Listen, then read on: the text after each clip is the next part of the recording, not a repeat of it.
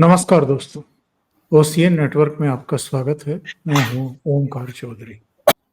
और भाऊ ये महाराष्ट्र में क्या हो रहा है? इधर हम देख रहे हैं कि सामना में देवेंद्र फडणवीस की तारीफों में कसीदे पढ़े जा रहे हैं। उद्धव ठाकरे, आदित्य ठाकरे बुके लेकर के नागपुर में देवेंद्र फडणवीस को कांग्रेचुलेट करने के लिए पहुंचे हुए हैं।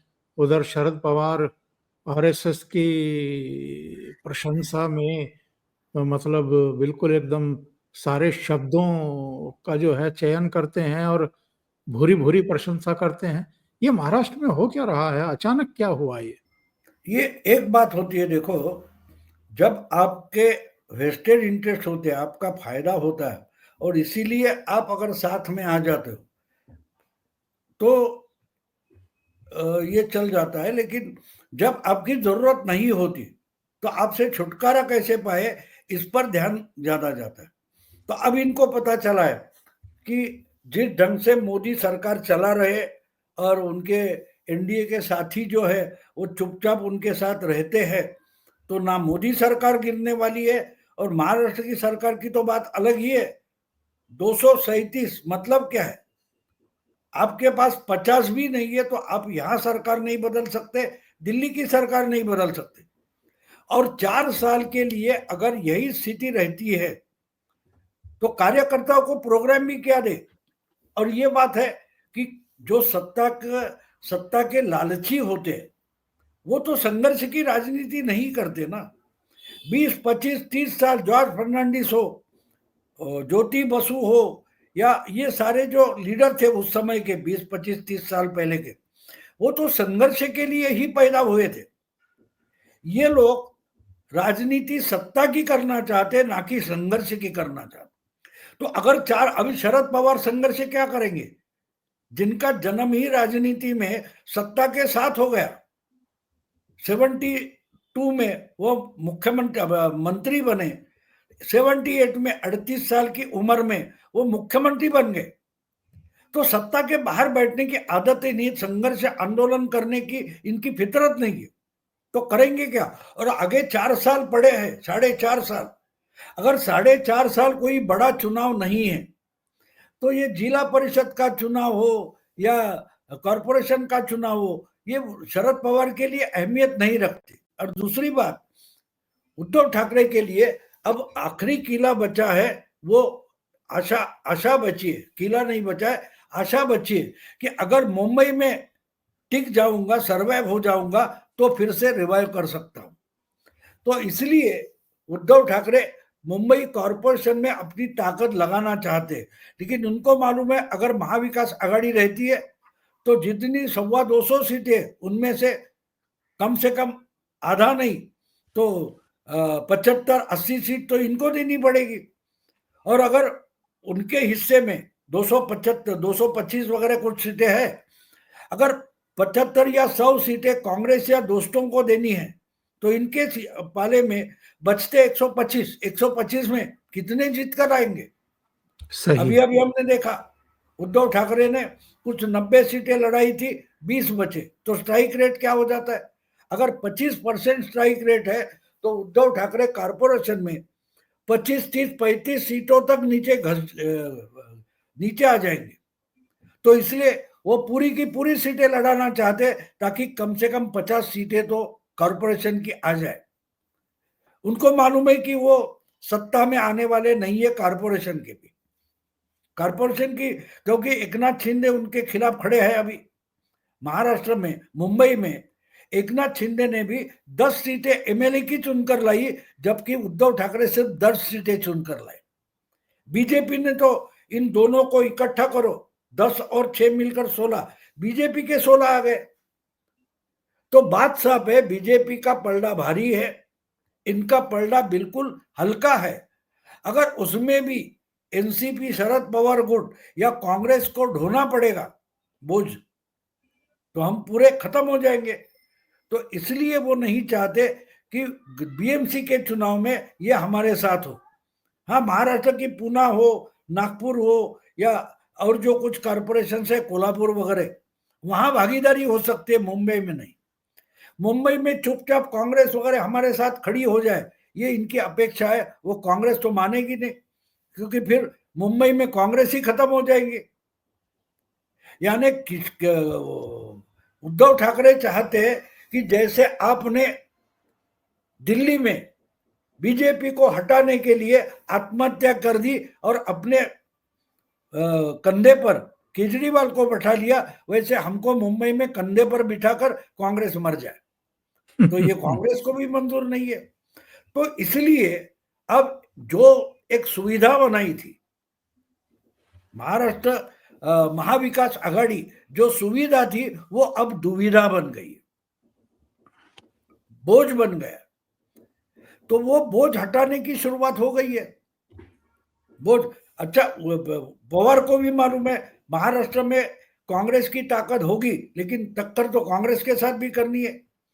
और कार्यकर्ता जो होते हैं उनको चुनाव हारे जीते, उनको चुनाव तो लोकल लेवल पर लड़ना होता है। अगर उसमें बंटवारा हो जाए तो करेंगे क्या कार्यकर्ता? तो आपकी कुर्सियां उठाना यही काम नहीं है ना। इसलिए हर एक पार्टी को ताकत पर लड़ना है। लेकिन महायुति में अलग बात है। महायुति ने पिछले विधानसभा चुनाव में जो तालमेल किया है, उन्होंने दिखा दिया है कि हर पार्टी ने समझदारी से कम सीटें लेकर लड़े और कम से कम में ज्यादा से ज्यादा चुनकर आ गए। अब कुछ 60 के 60 ऐसी सीटें, 60-65 सीटें अजीत दादा लड़े थे, 41 आ गए। कुछ 80 के आसपास, 90 के आसपास एकनाथ शिंदे लड़े थे, उनके 57 आ गए। बीजेपी 150 के आसपास लड़ी थी, उनके 132 आ गए। तो कम से कम सीटें लड़ेंगे, एकजुट होकर लड़ेंगे और ज्यादा से ज्यादा चुनकर आएंगे। ये एक उदाहरण उन्होंने खड़ा कर दिया है। तो वही उदाहरण अगर महायुति यानी बीजेपी प्रणीत गठबंधन जो है, वो अगर ये इकाइयों के, स्थानीय इकाइयों के चुनाव में लेके जाएंगे तो पूरा का पूरा महाविकास आघाड़ी का सुपड़ा साफ होगा। और ये दिखाई दे रहा है, इसलिए ये झगड़े अभी से शुरू हो गए। उद्धव ठाकरे की समझ में ये आया कि किसी को गद्दार कहने से, किसी को गालियां देने से लोग आपको वोट नहीं देते हैं। आपको काम करना पड़ता है, लोगों का विश्वास जीतना पड़ता है। आपके कर्म तो ऐसे रहे नहीं जब 2.5 साल मुख्यमंत्री रहे, आप तो किसी से मिलते भी नहीं थे। तो अब उनकी समझ में आ रहा है। या भाऊ, जो दूसरी चर्चा चल रही है कि अब उद्धव ठाकरे भी संभावना तलाश कर रहे हैं कि बीजेपी से बिगड़े हुए संबंध सुधर जाएं, वैसा कुछ चल रहा है उनके मन में। उन्होंने ही बोला था ना कि यूपी में शिवसेना 25 साल से सड़ती रही। उनको पता चला कि वहां सड़ने के लिए 25 साल लगे, यहां तो 5 साल में सड़ गए। और दूसरी बात यह है कि उद्धव ठाकरे की समझ में कुछ बात आने की संभावना ही नहीं है, क्योंकि वो समझना नहीं चाहते। अगर समझ लेते, उनके कार्यकर्ता भी समझ लेते, तो जो लोग रोज उठकर बकैती करते हैं उनको पहले चुप करना पड़ेगा। शुरुआत वहां से होती है। आप कुछ करते नहीं, पार्टी के लिए कुछ करते नहीं, लेकिन पार्टी की छवि बिगाड़ने के लिए अगर आज आप रोज बकैती करते, इसको पहला रोकना पड़ेगा। ये अगर उद्धव ठाकरे की समझ में नहीं आ रहा है तो बाकी बातें समझ के बहुत परे है। उनको कुछ समझेगा नहीं, कुछ समझेगा नहीं। क्योंकि वो जो अभी अभी उन्होंने बोल दिया ना, जिनको छोड़कर जाना है निकल जाओ। अगर निकल जाओगे, बाकी लोग जो है बचे कुचे वो भी निकल जाएंगे, तो अपनी ताकत पर, स्वबल पर कैसे लड़ेगे? क्योंकि वही तो बल है। जो नाराज है पार्टी, वो नाराज कौन है? जिसको टिकट नहीं मिला ऐसे नाराज नहीं है, जो हार से शर्मा गए अपने इलाके में। इसलिए उनको गुस्सा है कि लीडरशिप के कारण हम हार गए। हम मेहनत तो करते थे, लेकिन लीडरशिप की पॉलिसी और आइडिया इतनी गलत रही कि हमारा पार्टी का नुकसान हो गया। हमारा पर्सनल नुकसान नहीं हो गया, लेकिन हमारे इज्जत की धज्जियां उड़ाई गई। इसका कारण लीडरशिप है। तो ये बोलते तुम निकल जाओ। अब वो भी निकल गए तो लड़ोगे कैसे भैया? ये पाव को जो उनका मुंह है, वो मुंह जो है उद्धव ठाकरे के पार्टी का, वो अपने ही पैरों को गालियां दे रहा है, बोलता है निकल जाओ, तुम्हारी जरूरत नहीं मुझे। हाथों को बोल रहे तुम्हारी जरूरत नहीं, मैं तुम्हारे हाथों के सिवा लड़ सकता हूं, मैं पैरों के सिवा चल सकता हूं, मैं दिमाग के सिवा बोल सकता हूं। तो वही तो चल रहा है। एक बात है कि इनको वापस भले आना होगा, बीजेपी को इनको साथ लेना जरूरी है क्या, ये सोचना चाहिए। अब बीजेपी नहीं, एक मैंने इसलिए भी पूछा है भाऊ कि मैं कई चैनलों पर इधर देख रहा हूं, एक नैरेटिव बनाया जा रहा है कि साहब 272 पूरे करेंगे मोदी और शाह, और उसमें बार बार उद्धव ठाकरे के सांसदों का नाम लिया जाता है, शरद पवार के सांसदों का नाम लिया जाता है। इन दोनों को भी जोड़ लें तो 232 ही, 240 ही तो हैं बीजेपी की। इन दोनों के जोड़ लें तो भी 272 नहीं होते हैं। तो ये जो नैरेटिव है ये क्यों बनाया जा रहा है इस तरह का? नहीं, क्योंकि वो भी समझना नहीं चाहते। अकेला मोदी ही मेजॉरिटी होता है, ये बात पहले समझ लो।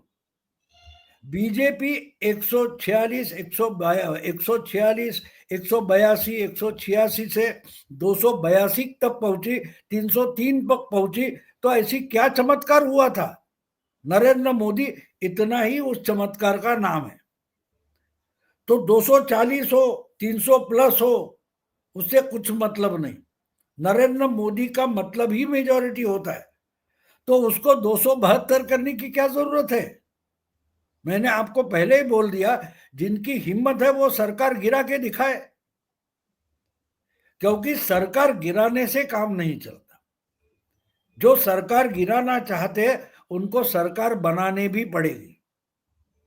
एक शादीशुदा औरत को आप भगा कर लेके जाना चाहते हो, लेकिन क्या उससे शादी करोगे, ये भी जरूरी होता है ना। वो औरत कब आएगी आपके साथ?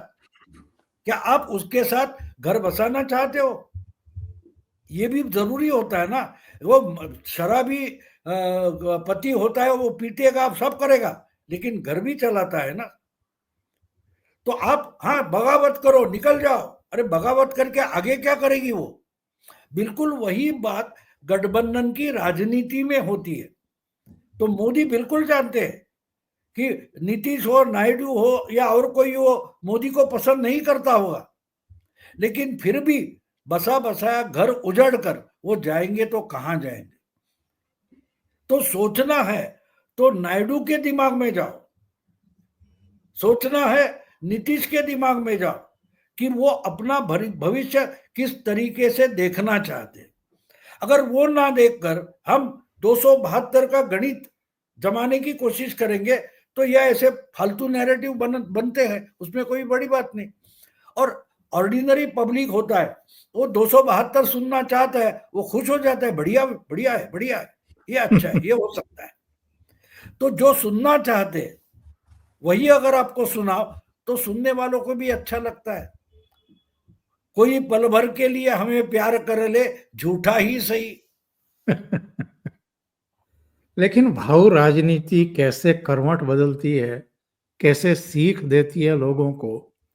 6-8 महीने के भीतर जो घटनाक्रम हुआ है ये हमारी आंखें खोलता है। लोकसभा चुनाव के बाद देखिए इनके कैसे कॉलर खड़े हुए थे, राहुल गांधी के भी, संजय राउत, उद्धव ठाकरे के भी, सबके वो सुर बदले हुए थे। राहुल गांधी एमके स्टैलिन का शर्ट डालकर चलता था। जी वो जी जी। स्टैलिन की कॉलर देखिए, हाँ हाँ हाँ। वो तो खड़ी रहती। उस तरीके हाँ का बर्ताव करते थे। लेकिन हाँ, आप देखिए कि हरियाणा और महाराष्ट्र में जैसे ही बीजेपी को जीत मिली, प्रचंड जीत मिली, वैसे इनकी आंखें हो गई। और अगर दिल्ली में भी अभी बीजेपी जीत गई तो उसके बाद तो ये घुटने पर आ जाएंगे सारे के सारे। बिल्कुल होता है। देखो एक बात होती है, गेम चलता रहता है, गेम चलता रहता है। एक आप मैच हारोगे, एक मैच जीतोगे। आपने वर्ल्ड कप हारा था अहमदाबाद में, याद है? ये लोग क्या बोले जी थे? मोदी पनौती है बोले थे, याद है आपको? बिल्कुल बिल्कुल बिल्कुल। और ये वो कहा उत्तराखंड में जो सुरंग खोदा जा रहा है, टनल, वहां ना पहुंचे, इतने तक बोले थे। क्यों? अहमदाबाद की लिमिटेड ओवर्स फाइनल में इंडिया हार गया, जहां मोदी पहुंचे थे, मोदी मैच देखने बैठ गए थे। और लेकिन वही चंद्रयान टू टीम, पे भी चंद्रयान हाँ टू पे भी इसी तरह की गलत बयानी बिल्कुल की वो भी, गई थी। लेकिन वही टीम थी जो 2020 मैच का वर्ल्ड कप जीत लाई। टीम तो वही थी ना। तो इतनी जल्दी कोई कंक्लूजन नहीं निकालना चाहिए। वही विराट था, वही रोहित शर्मा था, वही बुमराह था जो अहमदाबाद में फेल हो गए, अमेरिका में जाकर 2020 का वर्ल्ड कप लेके आए। तो ये समझना जरूरी होता है। आकलन आप करते हो तो वो कैसे हारे, क्यों हारे। मैंने अभी अभी जो इंटरव्यू दिया एक चैनल को मराठी में, तो मैंने बोला यार चमत्कार कैसे हो गए, क्यों चमत्कार हुआ ही नहीं है। इसको तो डकवर्थ लुईस बोलते हैं। 0.3% का फर्क था लोकसभा में महाराष्ट्र के। सिर्फ 2 लाख महाविकास आघाड़ी को ज्यादा थे, बीजेपी एनडीए को कम थे। और ये चिल्ला चिल्ला कर देवेंद्र फडणवीस बोल रहा, आप सुनने को राजी नहीं हो कि आप जीते नहीं हो। डकवर्थ लुईस के रूल के कारण आपको जीता हुआ घोषित किया जा रहा है। ये देवेंद्र फडणवीस चिल्ला चिल्ला कर बोल रहे थे, लेकिन आप सुनना नहीं चाहते थे। और आज शरद पवार बोल रहे कि हम सावधान नहीं रहे, हम सावधान नहीं रहे। तो ये बीजेपी की गलती है। आप सावधान नहीं रहे, आप सोते रहे, ये गलती क्या बीजेपी की होती है? वो तो आपको खड़ा करना चाहते थे, जगाना चाहते थे, लेकिन आप तो कुंभकर्ण के बाप बन गए थे। तो देवेंद्र तो बोल बिल्कुल रहा था सही। ना, सिर्फ 2 लाख का फर्क है। तो 20-25 लाख वोटर अगर हम इकट्ठा ज्यादा करें, 1.5-2% का फर्क कर दे तो चमत्कार हो जाएगा। ये देवेंद्र बोल रहा था 4 महीने से, भाऊ दूर से कर बोल रहा था। अगर 6% वोटिंग बढ़ा तो देखा क्या चमत्कार हो गया, सुपड़ा साफ हो गया। जो कल तक सिकंदर थे आज भगंदर हो गए। तो दिमाग ठिकाने, देखो आकलन करना है, एनालिसिस करना है, नैरेटिव भी बनाना है, तो दिमाग ठिकाने पर होना चाहिए, तो और पगला बंदर नहीं होना चाहिए। अब तो ऐसा लगता है कि कांग्रेस और राहुल गांधी बोझ बन गए हैं इनके लिए। ममता बनर्जी का, अखिलेश का, उद्धव ठाकरे का। आज तो संजय राउत का मैं बयान पढ़ रहा था जिसमें उन्होंने कहा है कि हम बीएमसी अकेले लड़ेंगे। इसका मतलब वो कांग्रेस और एनसीपी को भी अब सीटें शेयर नहीं करना चाहता। इनकी समझ में आ गया कि जो भी हारेंगे जीतेंगे, पर कार्यकर्ता अलग अलग वार्डों में खड़े तो होंगे, चुनाव लड़ते हुए तो दिखाई देंगे।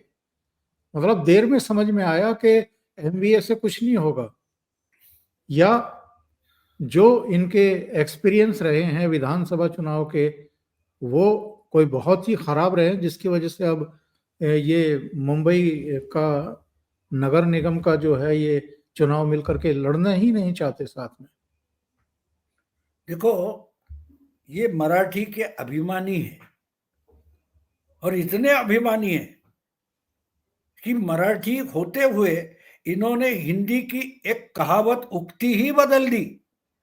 हिंदी में एक क्या बोलते उक्ति है, देर आए दुरुस्त आए, है ना। जी जी इन्होंने दिखा दिया, देर आए उद्ध्वस्त आए।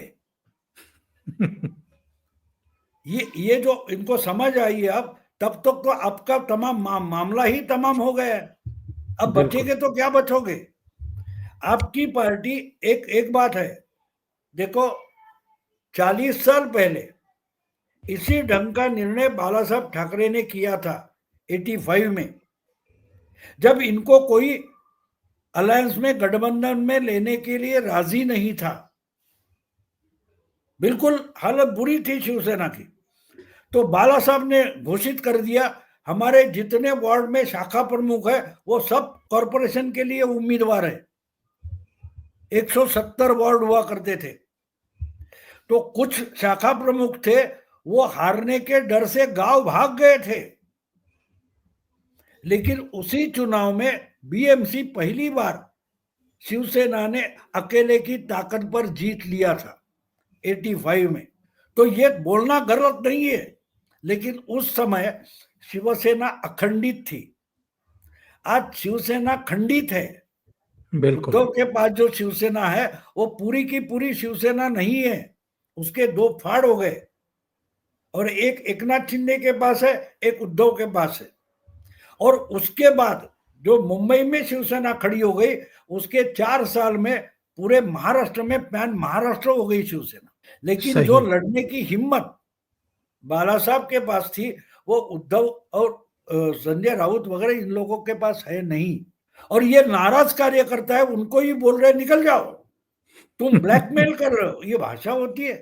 अपने ही कार्यकर्ताओं के बारे में एकनाथ शिंदे के साथ जो नहीं गए और निष्ठा से आपके साथ रहे, उनके लिए आपकी भाषा क्या है? निकल जाओ, ब्लैकमेल मत करो, तो कौन बचेगा? और शुरू हो गया, बहुत सारे एक एक करके इनसे निकल रहे और एकनाथ शिंदे के पास, या पूना में तो बीजेपी के साथ चले गए उद्धव के लोग। बात साफ है, इनको पता चला है कि पहले से ही बोझ था। और ये बात एक अपनी ही थियरी भूल गए। महाविकास आघाड़ी जिस ढंग से बनी थी, वो चुनाव के पहले नहीं बनी थी। चुनाव के नतीजे आने के बाद जो गणित बनता है, उसको महाविकास आघाड़ी बोला जाता है। बिल्कुल महाविकास आघाड़ी चुनाव के पहले की बात नहीं होती। तो मुझे लगता है कि शायद उद्धव ठाकरे सही काम कर रहे हैं कि चुनाव के पहले कोई गठबंधन नहीं हो। इनको तो मौका मिला था, 2.5 साल मुख्यमंत्री रहे थे, ये चाहते तो पूरे महाराष्ट्र में विस्तार कर सकते थे पार्टी का, लेकिन नकारा साबित हुए। भाऊ बहुत बहुत धन्यवाद, आपने इतना समय निकाला, तो बहुत शुक्रिया आपका, बहुत धन्यवाद आपका जुड़ने। नमस्कार। Thank you so much. नमस्कार।